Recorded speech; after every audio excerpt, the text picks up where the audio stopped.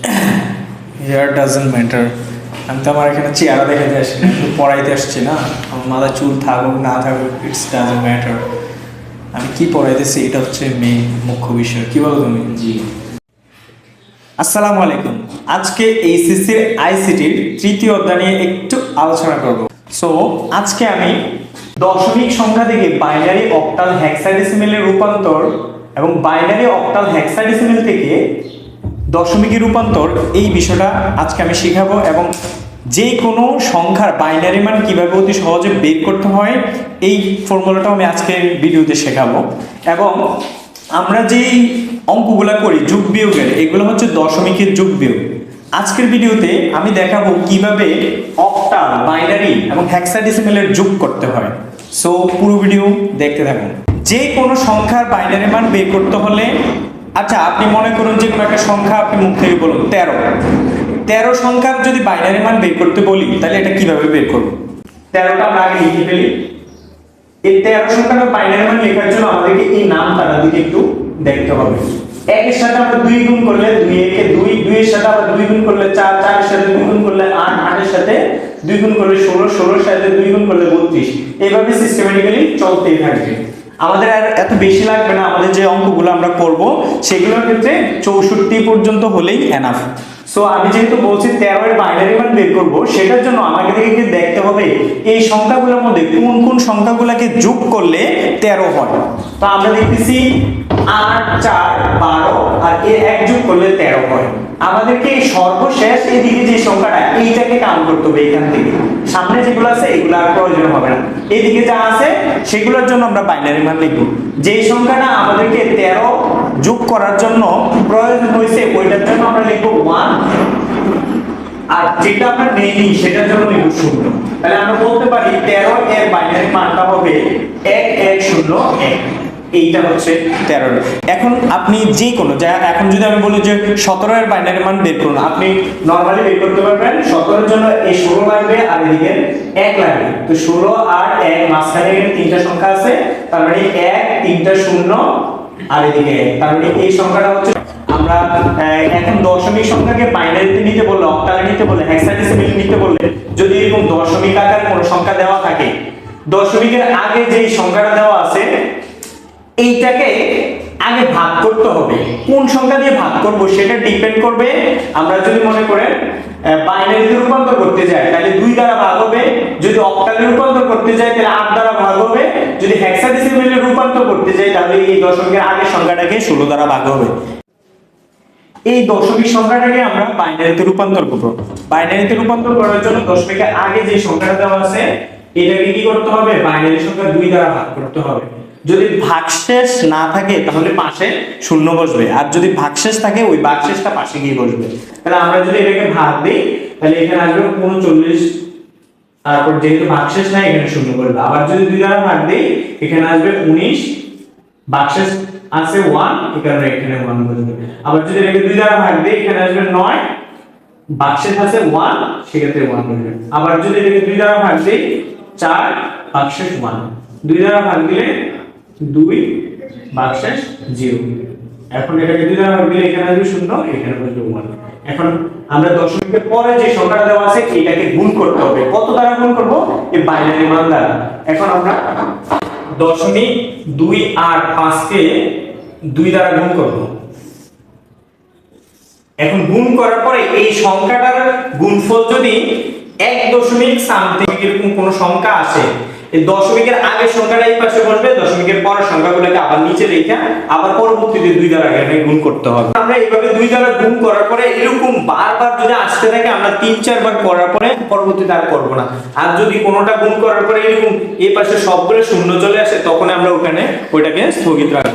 তাহলে আমরা যদি এই পুরো সংখ্যাটা বাইনারি মান লিখি তাহলে সেটা কি দাঁড়াবে? এখানে বাইনারি মান পাইছে এটা আসবে এরকম উপরের দিকে, আর এই দিকের এটা নামবে নিচের দিকে।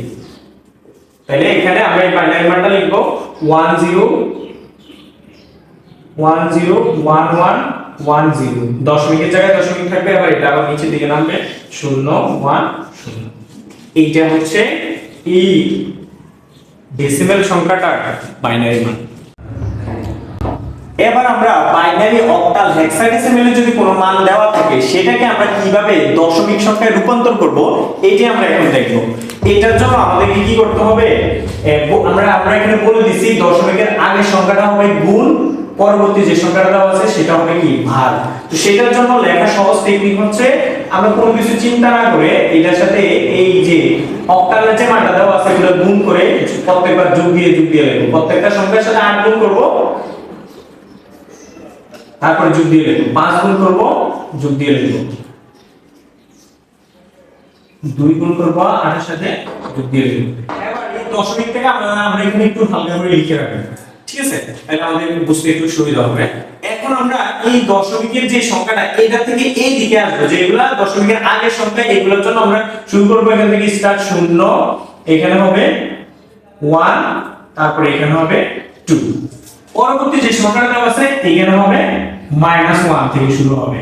পরবর্তী যদি আরো কোনো সংখ্যা থাকতো তখন -2 -3 দিয়ে আমরা লিখতে হতো। এখন আমরা এটাকে ক্যালকুলেশন করব, ক্যালকুলেশন করার পরে যে রেজাল্টটা আসবে এটাই হবে এই অক্টাল মানটা ডেসিমেল মান। সো আমরা এটাকে ক্যালকুলেশন করে এই মানটা পাইলাম। এখন আমরা বলতে পারতেছি এই অক্টাল 142.2 যে সংখ্যাটা দেওয়া আছে এটার দশমিক মান হচ্ছে 101.25। সো আমরা এখন বাইনারি এবং হচ্ছে অক্টাল এবং হেক্সাডেসিমেলের কিছু যোগ দেখাবো আপনাদেরকে। তার আগে আমরা একটু বলে নেই এই হেক্সাডেসিমেলের যে মানগুলো 16 বিট, এটা 0 থেকে 15 পর্যন্ত কাউন্ট হয়। এখন 0 থেকে 15 পর্যন্ত সংখ্যাগুলোকে কিন্তু ডাইরেক্ট সংখ্যা আকারে লেখা হয় না, এটাকে 10 এর পর থেকে 10 থেকে শুরু করে 15 পর্যন্ত সংখ্যাগুলোকে এরকম a b c d e f এই আকারে লেখা হয়। 10 কে a বলা হয়, b কে আমরা 11 বলি, এই c কে আমরা 12 বলি, 13 আমরা d দ্বারা প্রকাশ করি। এইভাবে করে এই সংখ্যাগুলোকে চিহ্নিত করা হয়। এটা বলার পেছনে রিজন হচ্ছে আমরা যখন এখানে হেক্সাডেসিমাল যোগ করব তখন আমরা c বলতে তখন কিন্তু আমাদেরকে 12 ধরে নিতে হবে। সো আমরা চলুন আগে বাইনারি কিছু র‍্যান্ডম কিছু সংখ্যা লিখি, তারপরে এগুলোর সাথে আমরা বাইনারি মানগুলা যোগ করে আপনাদেরকে দেখাবো।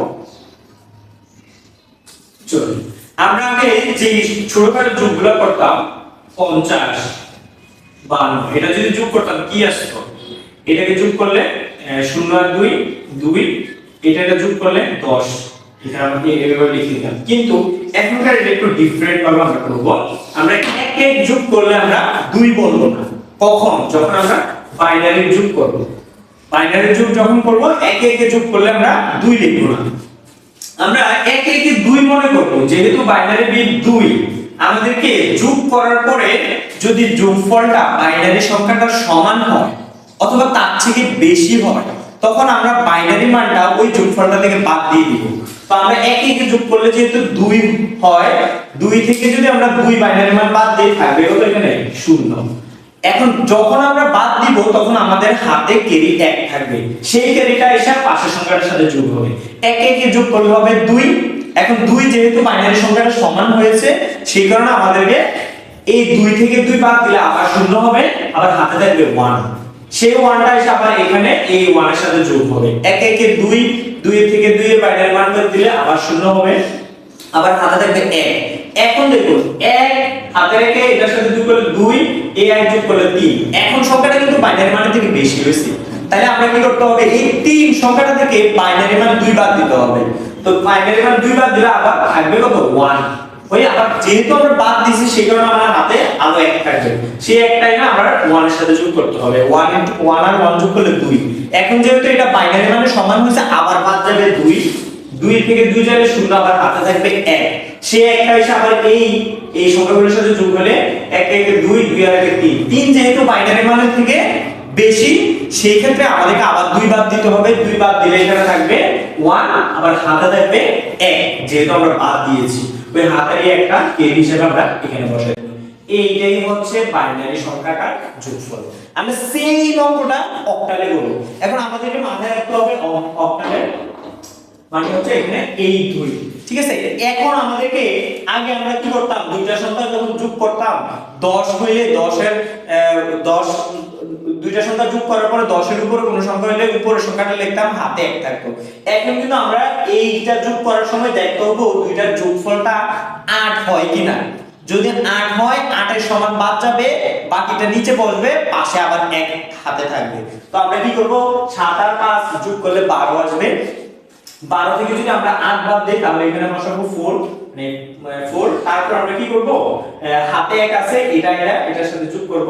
7 আর 8 হবে, 8 আর 3 আমরা যদি যোগ করি তখন কি হবে, 11। এখন এই 11 যে মানটা, এই 11 মানটা থেকে আমাদেরকে কি করতে হবে, অক্টালের যে 8 বিট এটা বাদ দিয়ে দিতে হবে। তো 8 বাদ দিলে 11 থেকে 8 গেলে আবার থাকবে 3, আবার হাত থাকবে 1 এসে 5 এর সাথে যোগ হবে, কত হবে 6। 6 এর সাথে আমরা 2 যোগ করলে আসবে 8। যেহেতু এটা অক্টাল সংখ্যার সমান হয়েছে সেক্ষেত্রে বাদ যাবে। তো 8 থেকে 8 বাদ দিলে এখানে থাকবে 0, আবার হাতে থাকবে 1। হাতের একটা এসে এটার সাথে যোগ হবে 5, 5 আর 6 11। 11 থেকে 8 বাদ দিলে থাকবে কত, 3। আবার হাতে আছে 1, এই হাতের একটা এখানে বসবে। তাহলে আমরা বলতে পারি এইটা হচ্ছে আমাদের কি, অক্টাল যোগ। এখন আমরা এটা হেক্সাডেসিমাল যোগ দেখাবো। এইসব এটা দেখা যাচ্ছে, এই এটা দেখা যায়নি, এই অংশটা দেখা যায়নি, জি। এখন আমরা হেক্সাডেসিমাল যোগ করব। হেক্সাডেসিমালে f এর মানকে আমরা 15 ধরি এবং c এর মানকে আমরা ধরি 12, a এর মানকে আমরা ধরি 10। এখন এইটা যোগ করব কিভাবে, এই 15 আর 8 যোগ করলে কত আসবে, 23। এখন আমাদের কি করতে হবে, এইখান থেকে 8 বাদ দেওয়া যাবে না, 2 বাদ দেওয়া যাবে না, 10 বাদ দেওয়া যাবে না, এখানে বাদ দিতে হবে হেক্সাডেসিমালের জন্য 16। এই 16 আমরা বাদ দিব, এটা যোগ করলে 23 হয়। 23 থেকে যদি আমরা 16 বাদ দেই, এখানে হাতে থাকবে আমাদের 4 আর 3 7, এইখানে আমরা 7 বসাবো। সেম ভাবে আমরা হাতে যে ক্যারিটা ছিল এটা এখানে যোগ করব। যোগ করার পরে 8 আর 7 এর 8 হবে, 8 আর 2 10 হবে।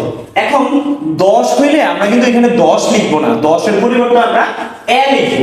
a লেখার পিছনের কারণ কি, কারণ এই যোগফলটা ওই যে 16 বিট এইটার সমান কিন্তু হয় না। এই কারণে আমরা নরমালি যেভাবে যোগ করে ওইভাবে যোগ করে এখানে সংখ্যাটা লিখে দিছি। a লেখার পিছনের রিজন হচ্ছে আমরা 10 কে আমরা a মনে করি। এখন যেহেতু হাতে নাই, আবার এটা যোগ করতে হবে। সি যেহেতু আমরা 12 ধরছি, এ যেহেতু 10 ধরেছি, 12 এবং 10 যোগ করলে 22 হবে। 22 থেকে আমরা আবার 16 বাদ দিয়ে দিব। 16 বাদ দিয়ে দিলে আমরা হাতে থাকবে কত, 6। এটা নরমালি আমরা 6 লিখে দিছি, যেহেতু হাতে এক আছে এটা আবার এসে এটার সাথে যোগ হবে। তাহলে 5 এর কি আসবে 6, 6 আর 8 এ কত হবে 14। এই 14 সংখ্যাটা কিন্তু 16 থেকে কম, এই কারণে আমরা এখান থেকে কোনো কিছু বাদ দিব না। 16 সমান হইতে হবে অথবা 16 থেকে বেশি হতে হবে। যেহেতু 14 সংখ্যাটা 16 থেকে কম, আমাদেরকে এখানে 14 লিখতে হবে, কিন্তু 14 লেখা যাবে না, কারণ আমরা 14 কে মনে করি ই। তাহলে আমরা এখানে কি লিখবো, ই লিখবো। তার মানে এইগুলা হচ্ছে আমরা একটা নিয়ম যদি বুঝতে পারি, মানে নিয়মটা যদি আমরা পারফেক্টলি শিখতে পারি, যেই কোনো যোগ যেই কোনো বিয়োগ আমরা অনায়াসে ইজিলি করতে পারবো। সো আজকে এটাই ছিল এখানকার সামান্য একটু টিচিং, তৃতীয় অধ্যায়।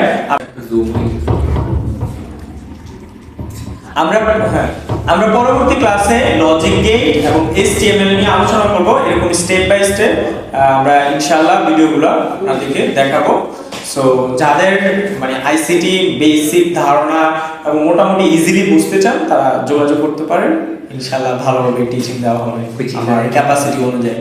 সো আজকে পর্যন্তই, দেখা হচ্ছে নতুন কোনো ভিডিওতে। আল্লাহ হাফেজ।